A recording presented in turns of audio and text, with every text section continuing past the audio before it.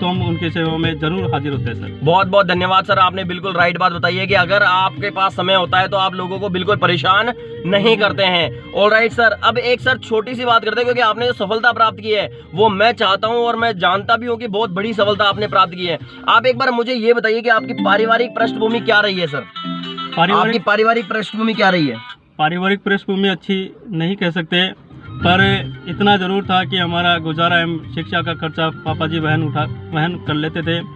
हमारे पिताजी एक मजदूरी करते थे जिनसे वो दैनिक दिहाड़ी के मतलब आप एक मजदूर पिता के एक मजबूर बेटे रहे हैं जी। एक मजदूर पिता के मजबूर बेटे। साथियों ध्यान रखना, आप लोग इंटरव्यू देख रहे हैं, ये कोई एक वीआईपी घर में नहीं पैदा हुए, ये कोई एक बहुत ही ज्यादा अच्छे आर्थिक पृष्ठभूमि वाले परिवार में पैदा नहीं हुए हैं। ये एक मजदूर पिता के मजबूर बेटे थे जिन्होंने आर्थिक तंगी देखी है। क्यों सर? बहुत ज्यादा स्ट्रगल इन्होंने किया है, लेकिन उस स्ट्रगल के बावजूद इन्होंने आज जो मुकाम हासिल किया है, आप देख सकते हैं आज इनके चेहरे पर जो सफलता की चमक है, शाइन है, वो अब इनके स्ट्रगल को कम और इनकी सक्सेस ग्लोरी को ज्यादा बयान करती है। तो बहुत ही शानदार इन्होंने सफलता प्राप्त की है गाइस। अगला सवाल सर मेरा इतना सा रहेगा कि आपने तैयारी लगभग कितनी उम्र में स्टार्ट कर दी थी कंपटीशन जीवन की? कंपटीशन जीवन की तैयारी तो सर हमने 2008 के बाद में स्टार्ट की। अच्छा। 2008 से लेके 2013 तक हमारा तैयारी का समय रहा। हाँ हाँ। इस तैयारी के समय में हमने स्टार्टिंग में शिक्षा विभाग की ओर ज़्यादा रुझान रहा। अच्छा। और वर्ष 2013 हमारा, जिसका अपन कह दें तो 2 से ढाई महीने की पटवारी तैयारी में रहा सर। अच्छा, आपने 2013 में पटवारी तैयारी 2-2.5 महीने की आपने तैयारी की। जी। सर एक छोटी सी मेरी बात ये है कि जैसे आप एससी कैटेगरी से हैं, जी, एससी कैटेगरी से हैं और फिर भी आपने जनरल में 13वीं रैंक आपने हासिल करी है। जी। तो देखिए सीधी सी बात है, टैलेंट होता है वो जाति देख करके नहीं आता है, ये बात आपने साबित कर दी है। तो उसके पीछे आपकी तैयारी का क्या रूटीन रहता था? आपके दिमाग में कभी ऐसा था कि मैं आरक्षण प्राप्त कैटेगरी से हूँ तो मुझे कम तैयारी कर रही है, मुझे आरक्षित वर्ग में आना है, या इस जनरल कैटेगरी को प्राप्त करने के पीछे जो आपका जुनून था वो किस लेवल पे था सर? थोड़ा सा ये बताइए आप। सर हम आरक्षित वर्ग से जरूर है, पर आरक्षण की श्रेणी में आए ये कभी सोचते नहीं थे। बहुत बढ़िया। हम जातिगत आरक्षण में हैं ये तो हमें कह नहीं सकते भाई, हो सकता है ये तो। बाकी हम हमेशा जनरल की सोच रखते थे। हम ये सोचते थे कि जनरल श्रेणी में ही नहीं बल्कि टॉप करे, टॉप 1 आए। बहुत ही शानदार सर, आपने अपनी इस बात से साबित कर दिया है कि 2 बातें होती हैं बच्चों, ध्यान रखना व्यूअर्स, आप प्लीज आप ध्यान रखना। 2 बातें होती है जो कभी आपको आगे नहीं बढ़ने देती, एक तो पैर की मोच और एक छोटी सोच आपको कभी आगे नहीं बढ़ने देगी। आज आप किसी भी कैटेगरी से बिलोंग करते हैं, डजंट मैटर, कोई फर्क नहीं पड़ता है गाइस। आपको अपनी सफलता प्राप्त करनी है तो कैटेगरी के बारे में भूल जाइए। Do not think about your category, just think about your preparation, just think about the people who are really struggling in the world, just think about those students who are preparing for 16 hours, who are preparing for 18 hours. Guys we have to follow all these things. हमें अपनी category के बारे में नहीं सोचना। अगर कोई यूं सोचेगा कि मैं एससी कैटेगरी से हूं, मैं एसटी कैटेगरी से हूं, मेरा इजीली सिलेक्शन हो जाएगा, तो रियल बता रहा हूं उनका अपनी कैटेगरी में भी सिलेक्शन नहीं होगा, और सिलेक्शन तो छोड़ो वो कभी भी 2 गुना में भी नहीं आएंगे। I really mean you. Alright, अब हम सर का आगे समय लेते हैं। सर आप ये बताइए कि कभी आपके साथ ऐसा हुआ कि आपने कंपटीशन की तैयारी की, आपने कोई एग्जाम दिया और उसमें सिलेक्शन नहीं हुआ और कभी निराशा आ गई आपके जीवन में? नहीं सर, निराशा सब तो मेरे जीवन में कभी रहा ही नहीं। बहुत बहुत शानदार, बहुत अच्छी बात है। लेकिन कई लोग निराश हो जाते हैं सर, वो कंपटीशन की तैयारी करते हैं, जुनून के साथ में तैयारी करते हैं, 2 महीने तैयारी जुनून के साथ करेंगे, तीसरे महीने तैयारी, 6 महीने तैयारी कर लेंगे जुनून के साथ, फिर उनके बाद वो धीमे पड़ जाते हैं। उन लोगों के लिए क्या मैसेज आप देना चाहेंगे निराशा के लेकर के और एक लंबे स्ट्रगल को लेकर के? सर 2012 में मैंने इसमें तृतीय श्रेणी अध्यापक की एग्ज़ाम दी थी, उसमें मैं 1 अंक से रहा था। तो उस समय मैं निराशा ना होकर मुझे हंसी आई अपने ऊपर। बहुत शानदार। अगर ये 1 अंक का आंकड़ा नहीं होता तो आज मैं एक राजकीय सेवा में होता। तो उस समय निराशा तो नहीं, पर ये सोचा कि 2 घंटे अगर ज़्यादा पढ़ लेते तो 1 नंबर जरूर आ जाता। क्या बात है सर, मतलब कुल मिलाकर के नेगेटिविटी कहीं रही नहीं ना सर। आप तो इस कोरोना काल में भी पॉजिटिव रहे हो। जी जी सर। बहुत बढ़िया सर, शानदार, ऐसी ही कुछ बातें होनी चाहिए। अच्छा सर, एक छोटी सी पर्सनल बात मैं पूछूंगा कभी कि कई बार क्या होता है, हमारे व्यूअर्स भी ये देख रहे हैं, जो टीनेज होती है, उम्र होती है, उस समय कई बार क्या होता है कि डाइवर्जन हो जाता है उनका, थोड़ा डाइवर्ट हो जाते हैं वो सर। कि वो इधर उधर चल जाते कभी मतलब अपनी स्टडी को छोड़ करके, और वो फ्रेंडशिप वगैरह के चक्करों में, बॉयफ्रेंड गर्लफ्रेंड बनाने के चक्कर में। सर आपने इतनी शानदार अचीवमेंट की है, आप उन बच्चों को क्या संदेश देना चाहेंगे जो अपना अधिकांश समय अपने फ्रेंड से चैट करने में लगा देते हैं, अपने बॉयफ्रेंड से चैट करने में लगा देते हैं, अपने गर्लफ्रेंड से चैट करने में लगा देते हैं? क्या वो चीज उनको सफलता प्राप्त करने में मदद करेगी या फिर वो चीज उनको सफलता से दूर कर देगी? क्योंकि आज मैं जहां तक मानता हूं 30, 40, 50% से भी ज्यादा युवा जो हैं वो एडिक्टेड हो चुके हैं इस फ्रेंडशिप के, और मतलब कुल मिलाकर के वो बेवकूफी भरे कदम, क्योंकि उनको एक्सपीरियंस नहीं है। तो उनके लिए आप क्या संदेश देना चाहेंगे सर, मेजर संदेश प्लीज? सर पहले तो वो अपने आप से स्वयं धोखा कर रहे हैं, क्योंकि ये जो उम्र होती है उनके लक्ष्य हासिल करने की होती है, उनको इस समय में व्यतीत ना करके पहले उनको तैयारी में लगाना चाहिए। अगर गलती से उनका इस रिलेशनशिप से उनको मेंटली सेटिस्फेक्शन मिलता है, हाँ जी, तो उनको ये तय करना चाहिए भाई अपन को इतने समय में ही इनसे ये रखना चाहिए। वो भी वो सामने वाला अगर फ्रेंड पॉजिटिव है तो ही उनसे रिलेशन रखे, नेगेटिविटी उनके दिमाग में है, प्रेशर उनके दिमाग में है तो उनसे दूरियां बना के ही रखे, अपने लक्ष्य को हासिल करें। लक्ष्य जब तक हासिल नहीं होता जब तक आप अपने लक्ष्य से ना भटके। अच्छा सर, मेरा अगला क्वेश्चन है कि आपकी जो शादी हुई वो आपकी जॉब लगने से पहले हो गई थी या बाद में हुई थी सर? जॉब लगने से पहले हो गई थी। जॉब लगने से पहले। तो कई लोगों के दिमाग में ये भी क्वेश्चन होता है कि ना ना ना, जैसे वो भाई लड़की वाले लड़का देखने के लिए जाते हैं तो वो यूं कहते हैं कि भाई हाँ दिखाओ लड़का दिखाओ, शादी वादी करेंगे। तो लड़के वाले बोलते हैं कि नहीं हमारा लड़का तो पढ़ रहा है, तो वो लड़की वाले कहते हैं कि हमारी लड़की कोई बंदरिया थोड़ी है जो किताब फाड़ देगी। तो ये कई लोगों के दिमाग में ऐसा रहता है कि भाई शादी कर लेंगे तो प्रॉब्लम्स आएंगे, हम सफल नहीं हो पाएंगे। तो सर इस बारे में आप क्या संदेश देना चाहेंगे? शादी सफलता के राह में रोड़ा है, रियल में रोड़ा है, या फिर ये केवल एक दिमाग में फोड़ा है? क्या कहना चाहेंगे आप इस चीज के बारे में सर?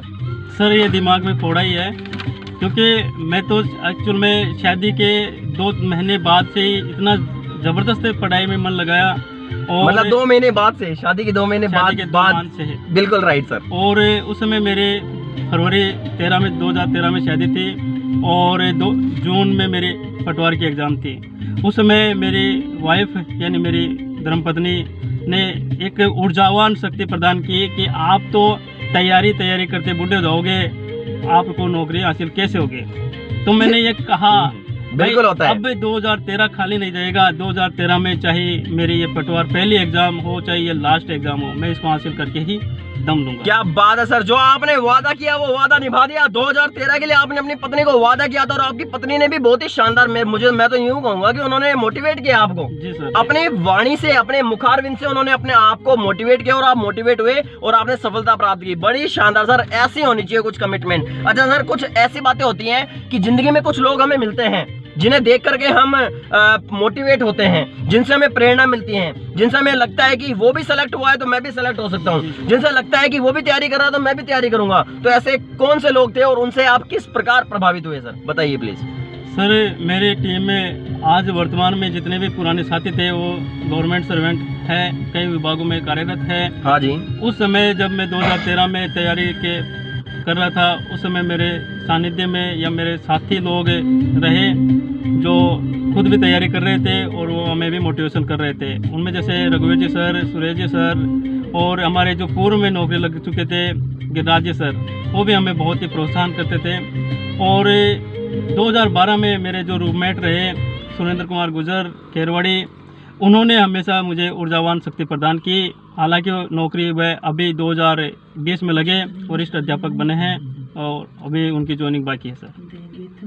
बिल्कुल सर, मतलब कुल मिलाकर के आपके जीवन में बहुत ही अच्छे साथी रहे हैं, जिन साथियों के कारण उन साथियों को भी आपसे सपोर्ट मिला और आपको उनसे सपोर्ट मिला। बिल्कुल सर, एक दूसरे के सहारा ही होते हैं हम लोग। अच्छा सर, एक छोटी सी बात और मैं पूछना चाह रहा था आपसे कि जिंदगी का यू टर्न होता है, हर किसी के दिमाग में ऐसा रहता है कि जिंदगी का एक यू टर्न आया कि उस दिन मेरी जिंदगी बदल गई, उस दिन मेरी जिंदगी पूरी तरीके से बदल गई। तो सर प्लीज आप बताइए, आपके जीवन में ऐसा कौन सा यू टर्न रहा सर? सर मेरी जिंदगी का यू टर्न तो मेरी शादी है इम्पोर्टेंट। तो जैसे हमारी शादी हुई तो हमारे से थोड़े बढ़िया घर में हो गई, मतलब हम थोड़े गरीब मान लो, वो थोड़े हमारे से ठीक मान लो। अच्छा अच्छा। तो जैसे हम उस परिवार में गए तो उनके अलग ही रहन सहन, उनका अलग ही स्टेटस, उनका जो फैमिली बैकग्राउंड है, गवर्नमेंट सर्वेंट, बिजनेसमैन, कई लोग बड़े पैसे वाले, उच्च सोच वाले, बिल्कुल। तो हम उनमें सेटिस्फाई, उनमें एडजस्ट होने के लिए कुछ ना कुछ हासिल करना पड़ता। बहुत बढ़िया। उसी दिन से हमने ये तय कर लिया कि अब तो इनके सामने या तो कुछ बड़ा बन के आएंगे या कुछ तैयारी हासिल करके आएंगे, जो कि लोग हमें पहले से अपने नाम से नहीं अपने पद से पुकारें। बहुत बढ़िया सर। और सर जो ये आप जैसे शादी के बाद में आपके जीवन में यू टर्न आया, यह आपने कहा है, तो सर जो आपकी शादी में आपके संबंध को करवाने में जो बीच का मध्यस्थ व्यक्ति था, जिसे हम मारवाड़ी में कहते थे बीच का बिचौलिया, तो सर आप तो उसको तहे दिल से धन्यवाद देते होंगे। अगर वो शादी नहीं करवाते तो आज आप शायद नौकरी में थोड़े लेट लगते आप। जी सर। तो उन बीच के बिचौलियों को भी आप संदेश देना चाहोगे कि ऐसी शादियां करवाएं आप? जी सर। बिचौलिए तो अपने संबंध बनाने वाले होते हैं सर, मिलाने वाले होते हैं। वो तो अपने मन के ऊपर निर्भर होता है कि हम उनकी कदर करें या उनको भूल जाएं। बिल्कुल सर, बहुत ही शानदार, आपने बहुत ही अच्छे मैसेजेस दिए हैं। जो लोग निराश हैं उनको भी आपने आशावान बना दिया है, जो लोग किसी भी प्रकार से डाइवर्ट हैं उनको भी आपने गोल पर फोकस करने लायक आपने बना दिया है सर। बहुत ही शानदार तरीके से आपने अपना इंटरव्यू दिया है सर। अगला मेरा प्रश्न ये है सर कि जॉब लगने से पहले आपका जीवन क्या था और जॉब लगने के बाद में सामाजिक, आर्थिक, मानसिक, मनोवैज्ञानिक, शारीरिक किस प्रकार के परिवर्तन आपके आए हैं सर? वो सारे परिवर्तन आप प्लीज बताइए उन बच्चों को जो तैयारी कर रहे हैं ये सोचकर कि क्या मिलेगा जॉब लगकर, लेकिन आज उनको पता लग जाए कि जॉब लगने से ये मिलता है सर। प्लीज बताइए आप। हमारी जॉब लगने से पहले हमारी सामाजिक स्थिति और आर्थिक स्थिति और मानसिक स्थिति तो बढ़िया नहीं कह सकते, पर उस समय हमें इतने लोग महत्व नहीं देते थे और समाज वाले भी केवल बड़े लोग जैसे पिताजी को ही पूछते थे। हमें तो ये कहते थे कि कर लेंगे, तैयारी तो बहुत से लोग करते हैं और करते रहेंगे, नौकरी थोड़े लगते हैं। फिर जब नौकरी लगी, नौकरी लगने के बाद में जैसे उनको सबको पता लगा भाई आज इनकी नौकरी लगी है, वही लोग जो पहले हमारे से कटते थे, सामने आने से कतराते थे, वही लोग हमें आके बधाइयाँ देने लगे और कहने लगे कि ये लोग तो पहले से ही लग रहा था कि आप एक बड़ा पद एवं बड़ी सफलता हासिल करोगे। बिल्कुल बिल्कुल। वो जो लोग आपके प्रति नकारात्मक सोचते थे वो अब अपने आप को सही साबित करने में लगे हुए थे। जी सर। ये परिवर्तन आया। एक सर क्या खान पान का क्या परिवर्तन आया सर? एक पैसा क्या चीज है सर? क्या इंपॉर्टेंस है? सफलता मिल जाती है इंसान को, उसके पास पैसा आता है तो क्या परिवर्तन होता है सर जीवन में? और सोच में क्या परिवर्तन होता है सर? क्या सोच भी बदली? आपकी सोच ऊंची हुई आपकी जॉब लगने से पहले की तुलना में? सर प्लीज बताइए। पहले की तुलना में सोच थोड़ी बड़ी हो जाती है सर। सॉरी। पहले एक जिम्मेदारियां करे, निभाए या ना निभाए, ये कोई महत्व नहीं रखता। अब जैसे पद एवं स्थान मिलता है तो जिम्मेदारियां स्वाभाविक है, निभानी पड़ती है। और अपने पैसा एक ऐसी चीज़ है जो हर आम आदमी की आवश्यकता होती है। अपनी आवश्यकता की पूर्ति के लिए पैसे की अत्यावश्यक होता ही है, इसलिए थोड़ी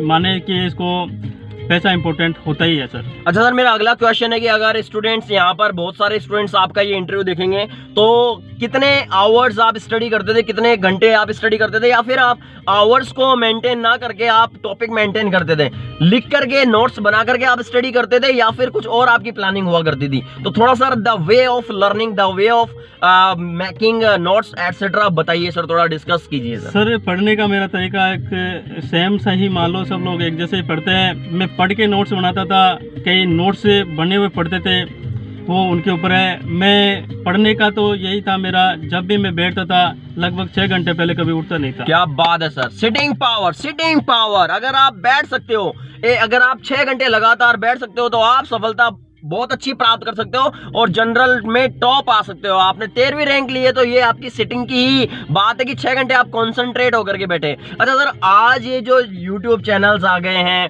आज इंटरनेट आ गया है, आज हमारे जीवन में मोबाइल का एक बहुत बड़ा रोल हो गया है, तो आप क्या मानते हो, ये स्टूडेंट्स के लिए पॉजिटिव है या नेगेटिव है, या फिर क्या आपकी सोच है इसके प्रति? सर पॉजिटिव ही मानो, क्योंकि आजकल जैसे बदलता दौर है, बदलते दौर के साथ में इंसान को बदलना ही चाहिए, परंतु इसका अगर दुरुपयोग करते हैं हाँ। तो ये इंसान के लिए जो तैयारी करने वाले विद्यार्थी है उनके लिए घातक साबित हो सकता है। ये एक स्लो पॉइजन का काम भी करता है सर। बिल्कुल राइट है सर। आप उन स्टूडेंट से क्या कहना चाहेंगे जिनको बार बार असफलता मिल रही है, बार बार वो कट ऑफ से 1 अंक, आधा अंक, 0.25 से रह रहे हैं? सर आप उन जो स्ट्रगलर्स हैं, उन जो पॉजिटिव स्ट्रगलर्स हैं, उनको क्या कहना चाहेंगे? What kind of message you would like to provide them sir? मैं तो यही कहूँगा सर कि जीवन में निराशा शब्द ना लाएं, और 1 अंक, 2 अंक, 5 अंक से कोई रहता है तो वह निश्चित करे कि अगली जो प्रतियोगी परीक्षा है उसमें वह 2 घंटे 5 घंटे पर डे के हिसाब से अपना ज़्यादा समय पढ़ेंगे और पढ़ने के साथ में अपनी रणनीति तय करेंगे। रणनीति से ही अपनी लक्ष्य हासिल कर सकते हैं। बाकी पढ़ने वाले तो काफ़ी लोग हैं, जब तक आप रणनीति तय नहीं करोगे, रणनीति से नहीं पढ़ोगे, तब तक आप सफलता हासिल नहीं कर पाओगे। बिल्कुल सर। और आपने 3 बातों पर स्पेशल फोकस दिया है। आपकी जो प्रोफाइल से हमें प्राप्त हुआ है कि मोटिवेशन, एक मोटिवेशन इंसान के पास होना चाहिए, एक डेडिकेशन, समर्पण इंसान के पास होना चाहिए, एंड कॉन्सेंट्रेशन और एकाग्रता इंसान के पास होनी चाहिए। तो सर आप इसके बारे में क्या कहना चाहेंगे? Motivation, dedication and concentration. Motivation तो सर स्वाभाविक है, व्यक्ति के अपने स्वभाव में निर्भर करता है कि वह किससे प्रेरित होता है और किससे प्रेरित नहीं होता। कई व्यक्ति ऐसे होते हैं जो अपने जीवन से प्रभावित होते हैं। व्यक्ति 2 प्रकार से अपने लक्ष्य को हासिल करता है। जैसे अगर व्यक्ति के पास में कुछ अभाव हो या किसी का प्रभाव हो। बहुत बढ़िया बात कही है। या तो अभाव हो व्यक्ति के पास में तब वो मेहनत करेगा, या फिर प्रभाव हो किसी का उसके ऊपर तब मेहनत करेगा। बड़ा शानदार। जैसे सर के ऊपर इनकी धर्मपत्नी जी का बहुत ज्यादा प्रभाव रहा है। बहुत बढ़िया सर, शानदार। और अभाव भी रहा है। जी सर, जीवन में तो अभाव शब्द पहले, नौकरी से पहले तो रह ही रहा है। अच्छा सर, आपने अपने धर्मपत्नी के बारे में बहुत सारी बातें कही हैं। एक हम चाह रहे हैं कि आप प्लीज उनका नाम बताइए। भाभी जी का क्या नाम है जिन्होंने आपको इतना प्रेरित किया है? सुशीला देवी है सर। वह एक 8वीं फेल है, परंतु उनकी सोच और विचार एक ग्रेजुएट शिक्षित व्यक्ति से भी अधिक है। क्या बात है सर। सुशीला जी एक बहुत ज्यादा हायर एजुकेटेड पर्सन नहीं है, उसके बावजूद उन्होंने आपको मोटिवेट करके और नौकरी लगवाया। तारीफ के काबिल है सर। हम चाहेंगे सभी व्यूअर्स तालियां बजाएं सुशीला जी के लिए, जिन्होंने अपने पति को मोटिवेट किया और कहा कि मैं 8वीं तक पढ़ी हूं, मैं ज्यादा नहीं पढ़ पाई, लेकिन आप पूरे पढ़े हो और आपको जॉब लगना ही है। बड़ी शानदार बात है सर। मैं चाहूंगा इंटरव्यू के लास्ट में जाते आते आप अपनी पत्नी और भाभी जी सुशीला जी के लिए 2 लाइन्स गा के सुनाइए सर। कोई भी गाना आपको जो पसंद है सर। गाना प्लीज तो सर, प्लीज। गाना तो नहीं आता सर मुझे, पर यह है कि हर धूप छाव और सुख दुख और राह में हमेशा किसी न किसी का रोल होता है, किसी न किसी रूप में। चाहे माँ हो, पिता हो, भाई हो, बहन हो, पत्नी हो, दोस्त हो, किसी न किसी का जिंदगी की सफलता में रोल होता है। तो मेरे जीवन में मेरे माता पिता है, मेरी धर्मपत्नी है, मेरे दोस्तों का सबका सहयोग रहा है। कहीं ना कहीं किसी न किसी रूप में उनका अच्छा योगदान रहा है सर। बहुत बढ़िया सर। और आपने जो सफलता प्राप्त की, 13वीं रैंक आपने प्राप्त करी है, टॉप 13 में आप आए हो, तो बहुत ही शानदार बात है। अंत में 2 लाइन्स आप हमारे सभी जो तैयारी कर रहे हैं कंपटीशन की, जो तैयारी करना चाहते हैं कंपटीशन की, जो आना चाहते हैं इस युद्ध स्तर पर, इस अरेना के अंदर, युद्ध स्थल में, उनके लिए 2 पंक्तियां आप कह दीजिए सर। जीवन में सर समय अच्छा हो चाहे बुरा हो, समय होता है, समय निकल जाता है। अच्छा समय कुछ सिखा देता है, बुरा समय अनुभव देता है। इसलिए जीवन में अच्छा समय भी आना चाहिए, बुरा समय भी आना चाहिए। क्या बात है। अच्छे समय से आप कुछ सीखोगे और बुरे समय से आप कुछ अनुभव करोगे। क्या बात है सर। बहुत ही शानदार बात आपने कही है कि समय बलवान है और अच्छा और बुरा समय दोनों ही हमारे लिए महत्वपूर्ण जीवन में आना चाहिए। थैंक्स लॉर्ड ओम प्रकाश जी, जो आप एक पटवार के पद पर आप हमारे इस राज्य सरकार को सुशोभित कर रहे हैं और बहुत ही शानदार आप जनता की सेवा भी कर रहे हैं। Thanks a lot for coming to the studio. Thanks a lot guys. और मैं आपको कहूंगा व्यूअर्स, प्लीज लाइक करें, शेयर करें, सब्सक्राइब करें हमारे चैनल को। और मैं चाहूं तो सीधी सी बात है, आपको यहाँ पर बैठ करके देश विदेश की बातें भी हम कर सकते हैं इस मोटिवेशन में, लेकिन ना, हम अपने लोकल पर्सनैलिटी को लाते हैं जिन्होंने रियल में स्ट्रगल किया है। तो आप बने रहिए हमारे चैनल पर, लाइक करें, शेयर करें इसको ज्यादा से ज्यादा और सब्सक्राइब भी करें। Thanks a lot, bye bye.